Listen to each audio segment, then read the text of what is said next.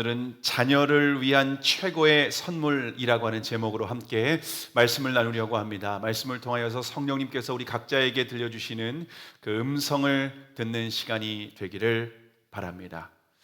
여러분, 믿음의 부모님이 자녀에게 줄 수 있는 최고의 선물은 무엇일까요? 오늘 어버이날을 맞이하여서 여호사밧이 사랑하는 자녀들에게 남겨준 선물에 대해서 함께 살펴보려고 합니다. 여호사밧은 남유다 왕국 시대에서 가장 찬란한 전성기를 누렸던 왕입니다. 여호사밧이 통치했던 그 시대 가운데에 경제적인 번영, 그리고 정치적인 안정, 그리고 외교적인 확장까지 했었던 그야말로 태평성대를 누렸던 시대가 바로 여호사밧이 통치했던 시대입니다. 여호사밧은 남유다 왕국을 넘어서 영토를 이제 에돔과 림나까지 영토를 확장한 왕입니다.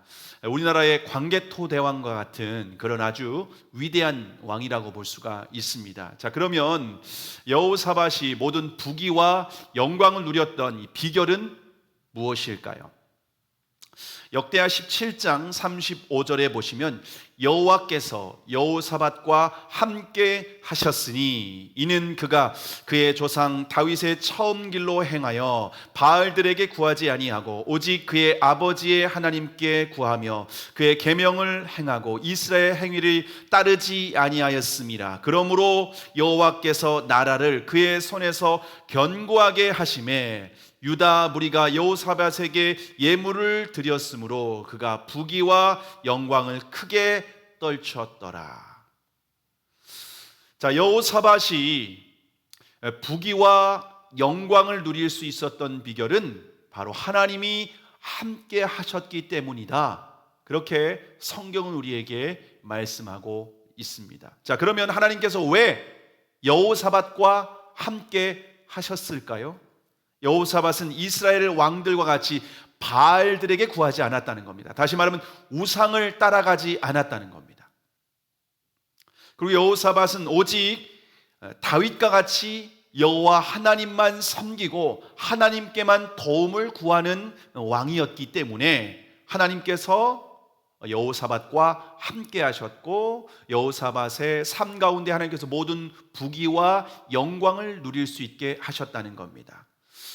역대하 20장, 그러니까 우리가 오늘 21장을 읽었는데 20장에 보시면 여호사밧이 모압과 암몬의 그 연합군의 공격을 받는 큰 위기를 맞이하게 됐는데요. 그때 여호사밧은 위기 가운데 백성들에게 금식을 선포하며 하나님께 기도합니다. 그런데 그 기도문 중에서 가장 마지막에 유명한 구절인데 12절에 보시면 우리 하나님이여 저희를 징벌하지 아니하시나이까 우리를 치러오는 이 큰 무리를 우리가 대적할 능력이 없고 어떻게 할 줄도 알지 못하옵고 오직 주만 바라보나이다.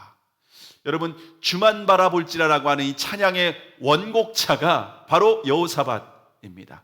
여호사밧이 이 모압과 암몬의 그 연합군 마온 사람까지 다 연합해서 공격을 해서 너무 많은 이 대적들이 한꺼번에 공격을 하기 때문에 어찌할 줄을 모르는 겁니다. 그때 오직 주만 바라보나이다 하면서 금식하며 하나님 앞에 기도를 합니다. 자, 여호사밧이 오직 하나님만 바라보며 찬양할 때 그러면 어떻게 됐을까요? 역대하 20장 22절과 23절에 보시면 그 노래와 찬송이 시작될 때에 여호와께서 복병을 두어 유다를 치러온 암몬 자손과 모압과 세일산 주민들을 치게 하심으로 그들이 패하였으니 곧 암몬과 모압 자손이 일어나 세일산 주민들을 쳐서 진멸하고 세일 주민들을 멸한 후에 그들이 서로 쳐 죽였더라. 무슨 말씀이냐면요, 지금 여호사밧이 금식하며 오직 주만 바라보나이다 라고 기도하고 찬양하며 전쟁에 나아갔습니다. 그때 여호와께서 복병을 심어두셨다는 겁니다. 이 복병이 어떤 복병이냐면요, 지금 모압과 암몬 그리고 또 이 마온 사람들이 함께 연합해서 지금 공격을 하고 있는데 갑자기 여호와께서 세워주신 심어두신 복병이 서로 같은 편끼리 공격을 하는 거예요. 같은 편끼리 모압과 암몬이 연합해서 세일산 주민들을 쳐서 죽이는 겁니다. 그리고 세일산 사람들을 다 쳐 죽인 후에는 모압과 암몬이 서로 또 쳐 죽이는 겁니다. 그게 자멸하게끔. 이게 여호사밧이 위기 가운데 하나님을 찬양할 때, 오직 주님만 바라보며 찬양할 때 하나님께서 역사하신 방법이라는 겁니다. 여호사밧은 이처럼 하나님의 함께 하심으로 위대한 승리를, 전쟁에서 위대한 승리를 거두고 위기를 넘어설 뿐만 아니라 그의 나라가 태평성대를 이루었던, 그야말로 이스라엘 역사 가운데서 가장 화려한 그 찬란한 전성기를 누리게 됩니다. 자, 여호사밧은 자신이 누렸던 이 부귀와 영광을 자녀들에게도 물려주고 싶었습니다. 그래서 오늘 보면 3절에 보시면은 그의 아버지가 그들에게 은금과 보물과 유다 견고한 성읍을 선물로 후히 주었고 여호람은 장자임으로 왕위를 주었더니 라고 기록을 하고 있습니다. 여호사밧은 7명의 아들들이 있었습니다. 7명의 아들들이 있었는데 여호람, 장자였던 여호람에게는 왕권을 물려주게 됩니다. 그리고 나머지 6명의 아들들에게는 그 나라의 온갖 금과 은과 보물과 또 보물들을 다 주고, 그리고 견고한 성읍들, 아주 좋은 그런 도시들을 하나씩 다 물려줬습니다. 그걸로 선물로 주었다라고 기록을 하고 있습니다. 열왕기하 8장에 보시면요, 이 여호사밧은요 여호람에게 왕권을 물려준 후에는 5년 동안 섭정을 합니다. 그러니까 아버지가 함께 정치를 잘 할 수 있도록 5년 동안 통치까지 합니다. 요즘 대기업 회장이 자녀에게 유산을 상속해 주는 것과 좀 비슷하지 않습니까? 장자에게는 대표이사 자리를 넘겨준 겁니다. 그리고 자녀들에게는 서운하지 않도록 탄탄한 계열사를 하나씩 넘겨줍니다. 그러면 앞으로 먹고 사는데 문제가 없으니까 이 자녀들 사이에 서로 전쟁하고 뭐 서로 죽고 막 이런 일들이 없을 거라고 생각을 하는 겁니다.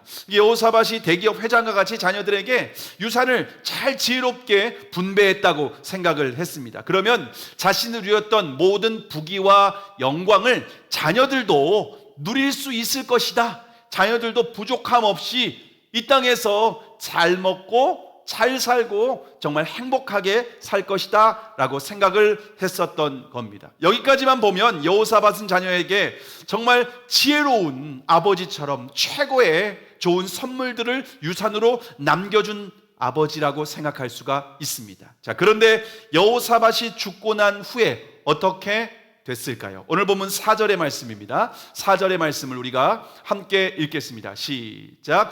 여호람이 그의 아버지의 왕국을 다스리게 되어 세력을 얻은 후에 그의 모든 아우들과 이스라엘 방백들 중 몇 사람을 칼로 죽였더라. 자, 여호사밧이 죽고 난 후에 여호람이 이제 남유다 왕국의 모든 왕권을 차지하게 됩니다. 그런데 여호람이 자신의 왕권을 강화한 후에 가장 먼저 한 일은 자신의 동생들 6명을 모조리 죽이는 일이었습니다. 왜냐하면 형제들이 만약 구테타를 일으키게 되면 자신의 왕권에 위협을 받을 수 있었기 때문이라고 판단했던 겁니다. 뿐만 아니라 주변에 이 지도자들 중에서 왕자들과 내통하거나 눈에 거스리는 그러한 이 지도자들, 방백들은요 모조리 처형시켰습니다. 여호사밧은 자신이 누렸던 부귀와 영광을 자녀들에게도 되물림 되기를 바랬습니다.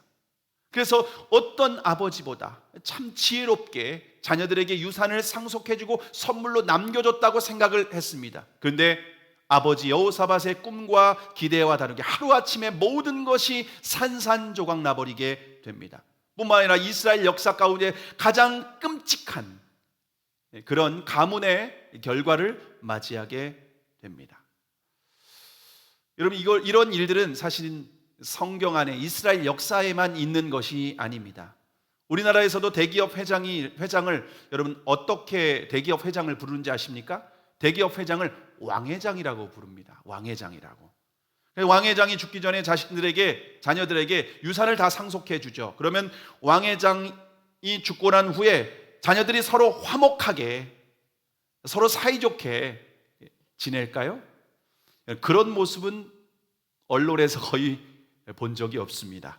형제들 사이에 아주 법정 분쟁이 끊이지 않습니다. 그래서 언론에 왕자의 난이라고 하는 기사가 심심치 않게 나오는 것을 볼 수가 있습니다. 그래서 인터넷에서 형제의 난이라고 하는 키워드를 입력하면 나무위키에 구체적인 자료가 나오는데요. 제가 검색을 해봤거든요. 삼성그룹, 현대그룹, 롯데그룹, 효성그룹, 금호아시아나그룹, 두산그룹, 한국엔컴퍼니, 한진그룹, 하나그룹 등 형제들 사이에 이 경영권을 차지하기 위해서 치열한 법적인 투쟁이 지금까지 있었고 앞으로도 계속이 진행되고 있습니다.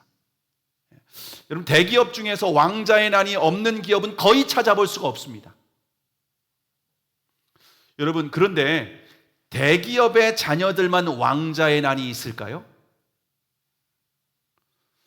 제 주변에 보니까, 제가 성도들을 만나서 상담을 하고 기도 제목을 들어보면요, 부모의 예산이 큰 유산이 아니라도 조금만이라도 있으면, 뭐 어떤 집 한 채만 있으면 그것을 서로 차지하기 위해서 얼마나 형제들끼리 죽고 죽이는 법정 투쟁을 벌이는지 모릅니다.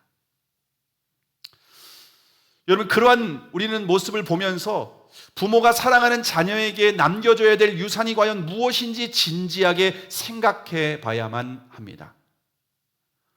여호사밧이 사랑하는 자녀들에게 왕권과 세상의 온갖 좋은 선물들을 다 물려줬지만 하나님을 경외하는 신앙은 물려주지 않았었던 겁니다. 여호람에게 왕권을 물려준 후에 5년 동안 섭정을 하는 동안 가르쳐야 했던 것은 하나님을 경외하는 신앙인이 나라를 어떻게 통치하고 다스려야 되는지 그것을 구체적으로 가르쳐줘야 했었는데 세상적인 지혜만 가르쳐주고 물려줬었던 겁니다.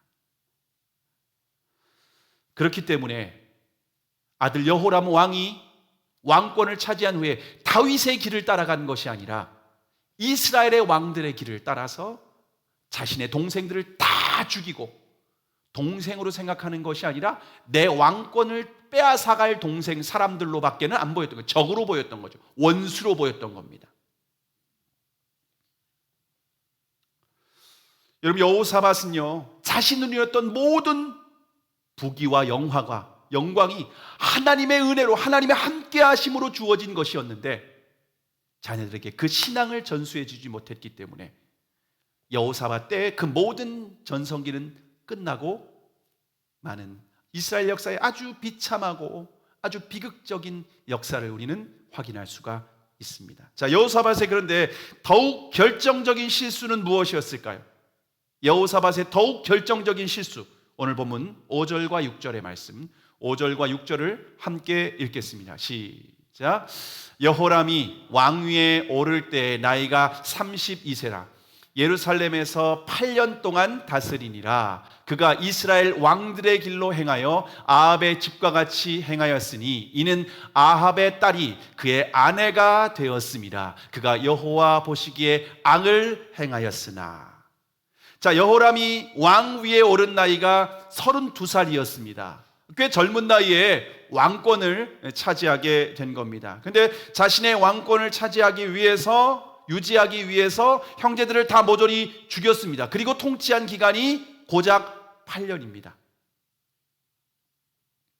왕권을 오랫동안 자기가 왕으로서 그렇게 누리고 싶어서 동생들을 싹 죽였습니다. 그런데 왕으로 있었던 기간은 고작 8년에 불과합니다. 8년 동안도 과연 평안하게 이 통치를 했을까요? 평안함을 누렸을까요? 평안이 아니라 오로지 불안과 염려와 근심과 걱정 가운데에 왕으로 있었던 거예요. 자, 그러면 왜 여호람이 이처럼 자신의 형제들을 다 모조리 죽이는 끔찍한 선택을 했을까요? 왜 이런 끔찍한 선택을 했을까요? 왜냐하면 여호람이 아합의 딸과 결혼했기 때문이라고 말하고 있습니다. 아합의 딸과 결혼했다는 겁니다. 여러분, 아합이 어떤 사람입니까? 아합은 이 남유다와 북이스라엘로 우리와 같이 남북이 분단된 것처럼 이스라엘 역사에 남왕국과 북이스라엘로 이렇게 분단이 된 상황입니다. 이 시대가. 근데 여호사밧이 왕이었다면 북이스라엘의 왕은 아합이었습니다.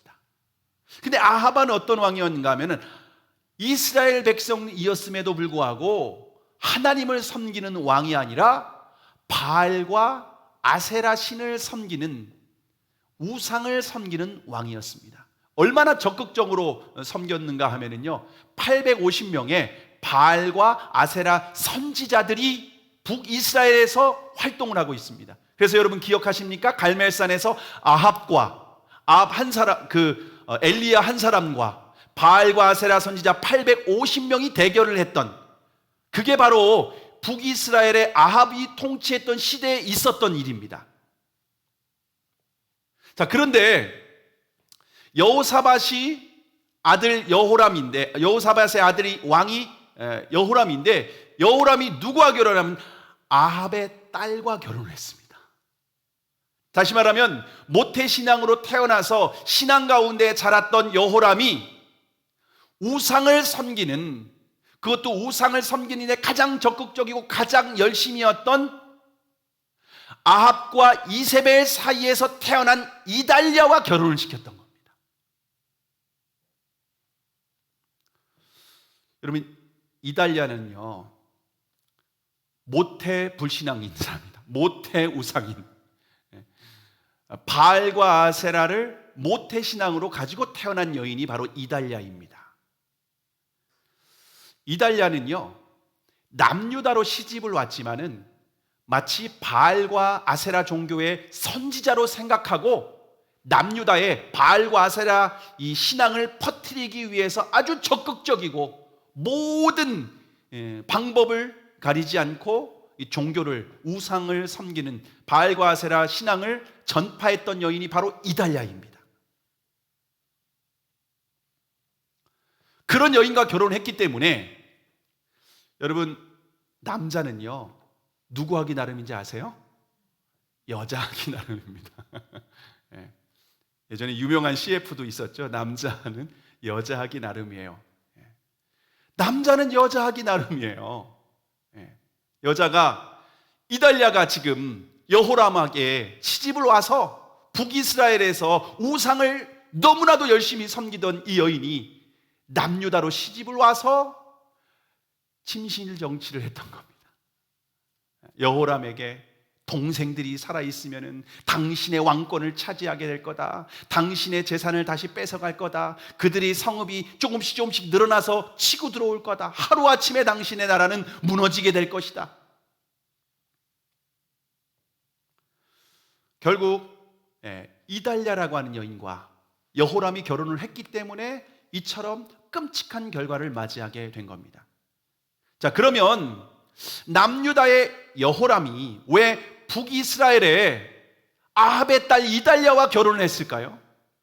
이달랴가 그 미모가 이스라엘 전역에 빼어난 미모를 가지고 있었기 때문에 그 사랑스러워서 너무 아름다운 여인이라 결혼을 했을까요? 그렇지 않습니다.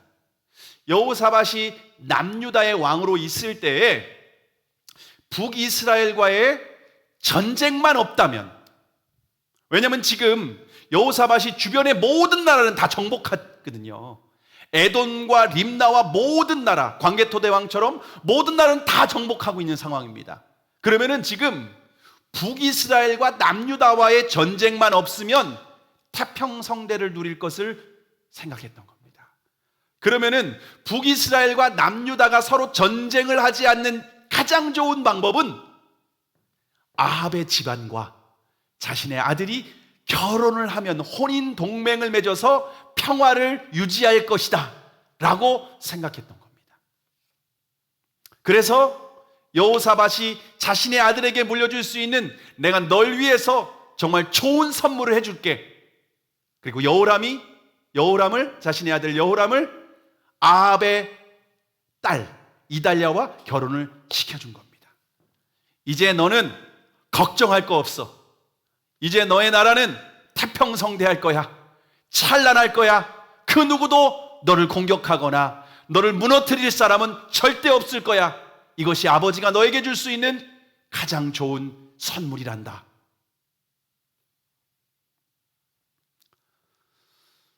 여호사밧은 영적인 사람입니다. 하나님의 도움을 구하는 사람이었습니다. 다윗의 길을 따라서 살았습니다.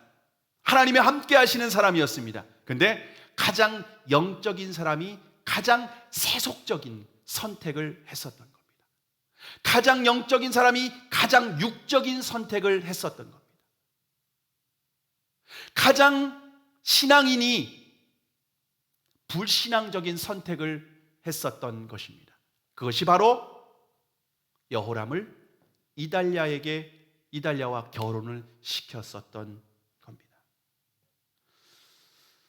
여러분, 이 여호사밧 아버지의 아주 이 치명적인 실수로 말미암아서 남유다 왕 전체가 멸망할 수 있는 위기가 처해지게 됩니다. 근데 7절에 보시면 하나님께서 다윗과 언약을 맺었기 때문에 그나마 망하게는 하지 않았습니다. 근데 여호사밧의 자식들은 싹 죽습니다.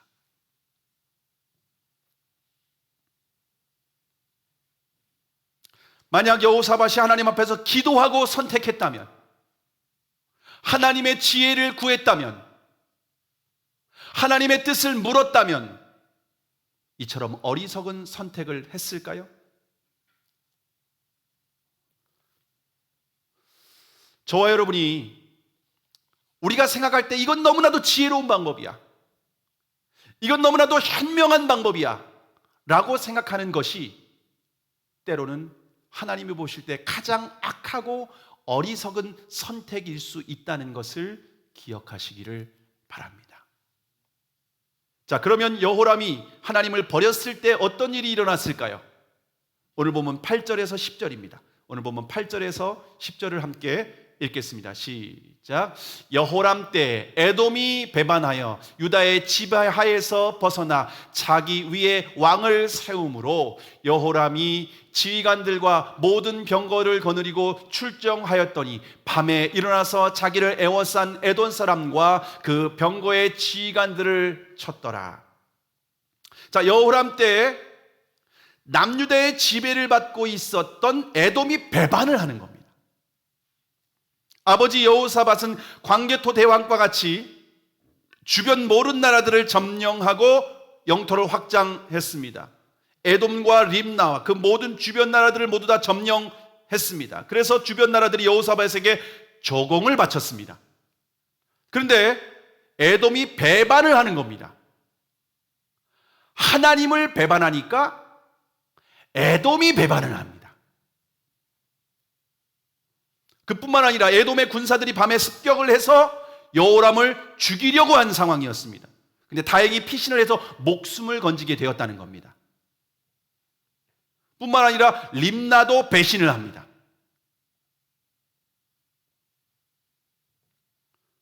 근데 에돔과 림나가 배신을 해서 이렇게 여호람을 죽이려 했던 원인이 무엇입니까? 그의 조상들이 섬기던 여호와를 버렸기 때문에. 하나님을 배신하니까 자신을 섬기던 에돔과 림나가 배신을 해서 죽이려고 공격을 하는 상황이라고 하는 겁니다. 여러분, 이것을 통해서 우리가 영적인 진리를 우리가 알아야 됩니다. 우리가 하나님 한 분만 섬기면은요, 하나님을 왕으로 섬기면 우리의 삶의 모든 일들이 질서 가운데 안정적으로 하나님께서 우리의 삶을 누릴 수 있도록 하십니다. 그런데 우리가 하나님을 향한 신앙이 변질될 때에, 우리가 하나님을 향한 신앙이 배신할 때에 우리가 주변에 있는 모든 순조로웠던 것들이 우리를 공격하기 시작합니다. 아주 순종적인 자녀가 문제를 일으키고 반역을 합니다. 부부관계에 심각한 문제가 생깁니다. 경제적인 문제, 건강의 이상, 여러 가지 문제가 우리를 반역한다는 겁니다. 여러분, 우리가 하나님을 섬기는 것이 아니라 다른 것을 섬길 때에 우리의 삶 가운데 이처럼 많은 문제가 발생한다는 겁니다. 이런 문제가 발생했을 때 우리가 신앙을 점검해야 됩니다.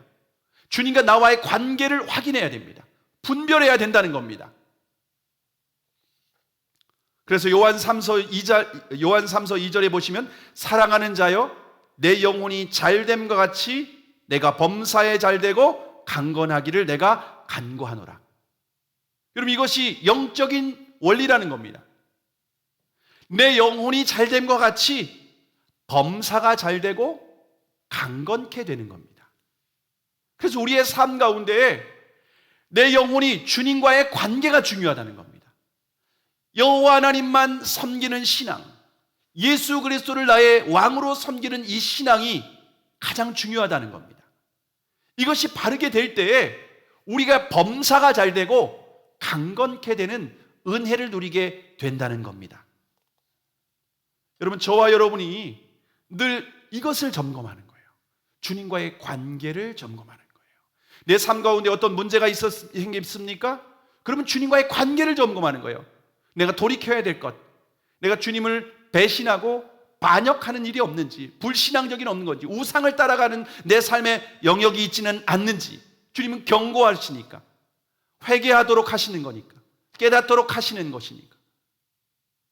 여호람이 하나님을 배신하니까 주변 나라가 다 배신을 하고 등을 돌리는 거예요. 반역자가 되는 거예요. 이게 바로 영적인 원리라는 것을 저와 여러분이 기억하시기를 바랍니다. 자, 그런데 여호람이 하나님의 경고를 깨닫지 못하고 어떻게 합니까? 하나님의 경고를 깨닫지 못해요. 11절의 말씀입니다. 함께 읽겠습니다. 시작. 여호람이 또 유다 여러 산에 산당을 세워 예루살렘 주민으로 음행하게 하고 또 유다를 미혹하게 하였으므로. 여러분, 하나님의 경고를 깨닫지 못하는 거예요. 무시하는 거예요. 그리고 어떻게 합니까? 계속해서 유다 여러 산에 산당을, 이방 산당을 세우는 겁니다. 바알과 아세라 신을 섬기는, 우상을 섬기는 신전들을 세워버리는 겁니다. 그리고 예루살렘 수도에 사는 모든 주민들로 음행하게 하는 겁니다. 이방 신을 섬기는 방식이 음행을 하는 방식이었거든요. 그 방식으로 바알과 아세라를 섬기도록 하게 하는 겁니다.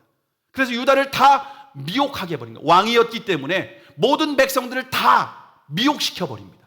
모든 백성들을 다 하나님을 향한 신앙에서 떠나버리게 만드는 겁니다.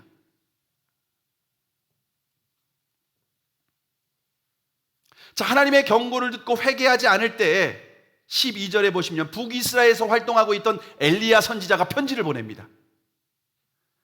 북이스라엘에서 활동하고 있던 엘리야 선지자가 여호람에게 편지를 보내는데, 여호람이 아비 여호사밧의 길과 유다 왕 아사의 길로 행하지 않고 유다와 예루살렘 주민들에게 아합의 집과 같이 우상을 숭배하도록 만들고 또 동생까지 다 죽였던 그 죄에 대해서 하나님이 큰 재앙으로 내가 이거 심판하겠다. 구체적으로 여호람은 창자에서 중병이 들고 아마도 이 대장암 이러는 게 걸리지 않았나 싶습니다. 그리고 그 병이 날로 중하다가 창자가 빠져나오는 끔찍한 고통을 당하고 죽게 됩니다. 결국 여호람은 이스라엘 왕들을 모시는 이 열왕의 묘실에도 들어가지 못하게 됩니다. 우상을 숭배하는 여인과 결혼해서 결국 끔찍한 비참한 인생을 마치게 됩니다. 자, 그런데 이달랴, 여호람과 결혼했던 이달랴는요, 자신의 남편뿐만 아니라 아들에게도 영향을 미칩니다. 자, 역대 22장 2절과 3절에 보시면요, 아하시야가 왕이 될 때의 나이가 42세라 예루살렘에서 1년 동안 다스리라. 여호람의 아들이 아하시야거든요. 근데 왕으로 고작 1년밖에 통치를 못합니다. 그의 어머니 이름은 아달랴요. 이달랴, 아달랴 똑같은 사람입니다. 오므리의 손녀더라. 이 오므리가 아합 집안입니다. 아하시야도 아합의 길로 행하였으니 이는 그의 어머니가 꾀어 악을 행하게 하였습니다. 그러니까 어머니가 남편만 망가뜨린 게 아니라 자식까지도 망가뜨린 겁니다. 근데 여기에서 뭐 어떤 단어를 쓰냐면요, 꾀었다, 꾀어 악을 행하게 했다. 이 말은요, 사단이 우리를 유혹했다라고 하는 단어입니다. 그러니까 어머니가 자식을 유혹해서 죄를 짓게 만들었다는 겁니다.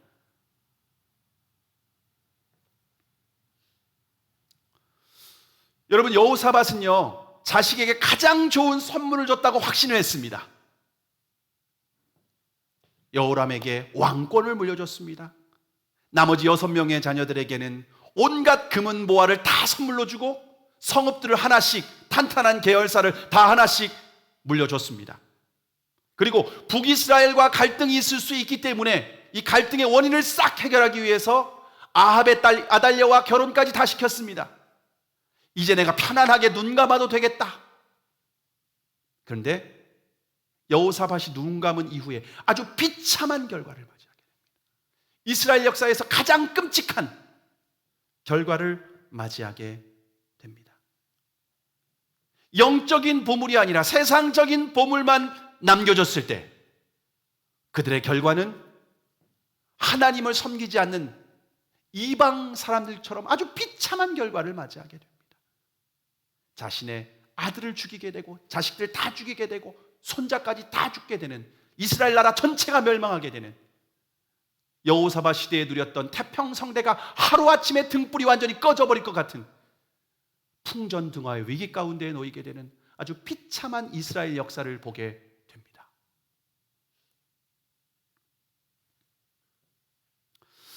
성도님들 중에 여호사밧과 같은 아주 신앙이 좋은 그 믿음의 사람들이 많이 있습니다.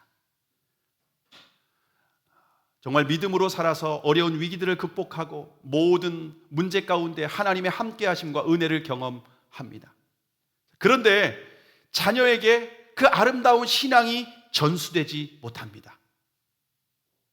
부모님은 하나님의 은혜와 축복 가운데 부귀와 영광을 누렸습니다. 그런데 자녀에게 그 하나님의 은혜의 선물인 예수 그리스도의 복음을 전해주지 않는 겁니다. 그냥 교회 나오면 된다. 어렸을 때부터 교회 다니면 돼. 영적으로 살아야 될 자녀들에게 하나님이 주셨던 모든 물질과 다양한 축복들을 자녀에게 유산으로 물려주는데 신앙은 전수해주지 않습니다. 결국 신앙이 빠진 채로 부모님들에게 온갖 좋은 세상의 보물들을 선물로 받은 자녀들은 결국 하나님을 버리고 세상에서 하나님 없는 사람처럼 살아가다가 그들의 결과가 얼마나 비참하게 끝나게 되는지 우리는 주변에 있는 사람들을 통해서 너무나 많이 그 증거들을 확인하게 됩니다. 자녀들에게 영적인 선물이 아니라 세상적인 선물을 줍니다. 신앙교육보다 학교 교육이 중요해. 주일날 교회 가는 것보다 학교에 학원에 가. 네가 좋은 대학 들어가는 게 중요하니까 그게 하나님의 축복이야. 좋은 대학은 들어가는데 신앙은 떠나버리게 되는. 여러분, 우리의 인생이 좋은 대학 나오면 인생이 탄탄대로입니까? 우리의 인생이 물질만 있으면 탄탄대로입니까? 우리의 인생은 학력의 문제나 물질의 문제가 아니라 더 다양하고 얼마나 복잡한 많은 문제가 있는지 모릅니다. 하나님이 우리의 주인 되시고 하나님의 우리의 보호자가 되시고 하나님이 우리의 도움이 되셔야만 우리의 인생의 다양하고 복잡한 수많은 문제들을 우리가 그 가운데에서 주저앉고 멸망하는 것이 아니라 이기고 뚫고 나갈 수 있게 되는 겁니다. 그러므로 자녀에게 우리가 물려줄 수 있는 것은 복음을 물려줘야 됩니다. 신앙을 물려줘야 됩니다. 다시 말하면 하나님을 물려줘야 됩니다. 하나님이 도움이 되고 하나님이 신앙이 되고 하나님이 힘이 되고 하나님이 능력이 되고 하나님이 인생의 내비게이션이 되어주고 하나님이 인생의 길잡이가 되어주시고 하나님이 지혜가 되시고 하나님이 능력이 되어주시는 일, 그것이 우리가 자녀에게 물려줄 수 있는 가장 최고의 선물이라고 하는 겁니다. 믿음의 아버지들에게 권면을 합니다. 저와 여러분은 여호사밧과 같은 실수를 반복해서는 안 됩니다. 사랑하는 자녀에게 물려줄 수 있는 것은 내가 많은 유산을 물려주는 게 아니에요. 물론 요즘 참 집을 얻기도 어렵고 그렇기 때문에 우리가 도움을 주는 건 얼마든지 귀한 일입니다. 그런데 그것으로 내 부모의 역할을 다했다 생각하면 안 된다는 겁니다. 복음을 전수해 줘야 돼요. 신앙 가운데, 인생 가운데 예수 그리스도가 주인 되시고 목자 되신 주님을 따라갈 수 있도록 예수 그리스도의 복음을 전수해 줘야 된다라고 하는 겁니다. 우리가 자녀에게 유산을 물려줬다고 부모의 도리로 다 했다고, 부모의 역할 다 했다고 생각하지 마시고, 우리의 자녀들이 정말 복음을 믿고 있는지, 예수 그리스도가 주인된 인생인지, 문제 가운데 주님 앞에 도움을 구하고 정말 주님을 따라 선택하고 결정하는 그런 인생인지를 점검해야 된다는 겁니다. 교회 나오는 것만으로 우리가 안심할 수 없습니다. 왜냐? 우리 아이들이 대학을 들어가고 직장에 들어가면서 다 주님을 떠나버리니까. 요즘 MZ 세대 복음화율이 3%랍니다. 3%. 한국교회 복음화율이 많게는 20%까지 잡지 않습니까? 그런데 MZ 세대, 우리 자녀 세대가 3%라는 겁니다. 자녀에게 신앙의 유산을 물려주지 않고 있다는 겁니다. 결국 그들은 부모가 누렸던 모든 하나님의 은혜로 누렸던 부귀와 영광을 자녀들은 결국 누리지 못하게 될 것입니다. 우리가 부모가 물려줬던 모든 좋은 유산과 좋은 것들, 그것 때문에 오히려 자녀들은 망하게 될 것입니다.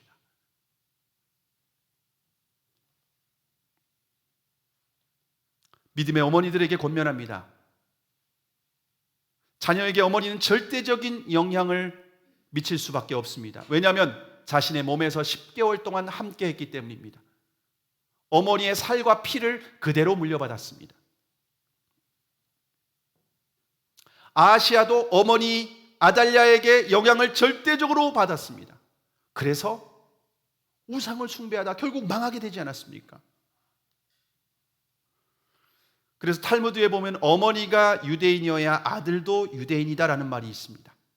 어머니가 유대인이면 자식도 유대인의 사고, 정신, 마인드로 살아간다는 겁니다. 왜냐? 어릴 때부터 그렇게 양육하고 그렇게 자랐기 때문에 그렇습니다. 그래서 어머니가 자녀에게 해줄 수 있는 가장 좋은 것은 기도입니다. 자녀를 위해 기도하는 겁니다. 쉬지 않고 기도해야 됩니다. 인류 역사에서 가장 위대한 영향력을 끼친 그리스도인이 있습니다. 어거스틴입니다. 어거스틴 방탕한 생활을 했습니다. 이방 종교에 심취해 있던 사람입니다. 방탕한 생활을 하다 사생아까지 낳은 사람입니다. 아무도 어거스틴의 인생을 기대하지 않았습니다. 근데 그의 어머니 모니카는 쉬지 않고 어거스틴 방탕한 아들을 위해서 기도했습니다. 너무나도 낙심스러운 겁니다. 오랫동안 쉬지 않고 기도했는데 어거스틴이 회개할 기미가 전혀 보이지 않습니다. 너무나도 낙심한 나머지 그때 목사님이었던 암브로시우스에게 찾아가서 묻습니다. 너무 낙심이 됩니다. 어찌해야 됩니까? 그때 암브로시우스가 모니카에게 유명한 말을 남깁니다. 어머니가 기도하는 자식은 결코 망하지 않습니다. 암브로시우스의 말을 듣고 모니카는 용기를 내서 기도하게 됩니다. 결국 어머니의 기도로 말미암아 어거스틴이 회심하게 되었고 기독교 역사상 가장 위대한 업적을 남긴 그러한 신학자가 되었습니다. 여러분, 어머니로 살아가는 것이 얼마나 중요한지 모릅니다. 한 생명뿐만 아니라 한 가정 그리고 국가의 운명이 어머니의 양육과 기도에 달려있다는 겁니다. 그렇기 때문에 어머니의 사명은 그 어떤 일보다 중요한 사명입니다. 어머니의 기도에 자녀의 인생의 미래가 달려 있습니다. 어머니의 기도에 가정의 운명이 달려 있습니다. 어머니의 기도에 국가의 미래가 결정되는 겁니다. 여러분의 눈물의 기도 반드시 응답됩니다. 자녀를 향한 기도 포기하지 않기를 바랍니다. 믿음으로 자랄 수 있도록 쉬지 않고 기도하기를 바랍니다. 어버이날을 맞이하여서 우리가 자녀에게 줄 수 있는 최고의 유산은 복음, 신앙의 유산인 줄을 믿으시기를 바랍니다. 저희 가정에서도 자녀들을 위해서 줄 수 있는 선물이 신앙, 복음밖에 없다고 생각합니다. 근데 우리의 자녀들은 모태신앙으로 태어났지만 하나님을 경험할 수 있는 그런 일이 필요한 거예요. 이번 연휴 기간에 아이들이 이제 학교 재량 휴업이라서 3일간 학교에서 이제 쉬는 날이라서 이제 저희 친가와 처가를 다녀왔습니다. 그래서 꽃도 선물해 드리고 기도도 해드리고 왔는데, 그리고 이제 금요일 날 이제 아이들이 어린이날 놀지 못했기 때문에 군산이 이제 처갓집이다 보니까 전주에 있는 한옥마을을 들렸습니다. 한옥마을에서 한참 재미있게 노는 가운데에 우리 첫째 딸이 가지고 있던 에어팟 케이스를 잃어버렸어요. 에어팟 케이스를, 저기 용돈을 꼬박꼬박 모아가지고서 꼬박꼬박 모아서 그 에어팟을 샀거든요.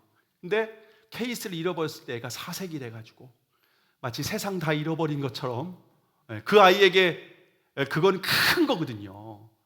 그래서 어디에서 잃어버렸는지 생각해봐라. 근데 생각을 못 하겠대요. 생각 안 난다는 거예요. 근데 저희가 전동카를 타고 그 한옥마을 전체를 돌아다녔거든요. 그러니까 도저히 사람들도 얼마나 많은지 3일 연휴다 보니까 뭐 전국에 있는 사람들이 다 몰려온 것 같아요.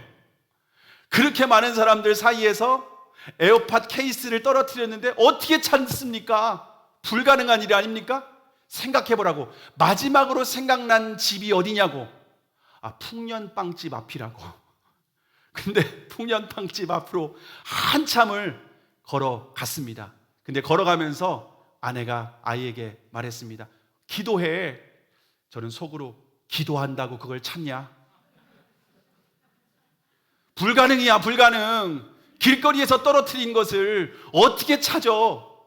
풍년빵집 안이 아니라 풍년빵집 바깥에서 마지막으로 기억나는 건지 거기에서 떨어뜨려 가려고 또 분명하지 않습니다. 그래도 기도하고, 얘가 얼마나 심장 떨어지게 간절히 기도했겠는지 모르겠습니다. 어쨌든 도착을 했습니다. 있겠습니까? 없죠.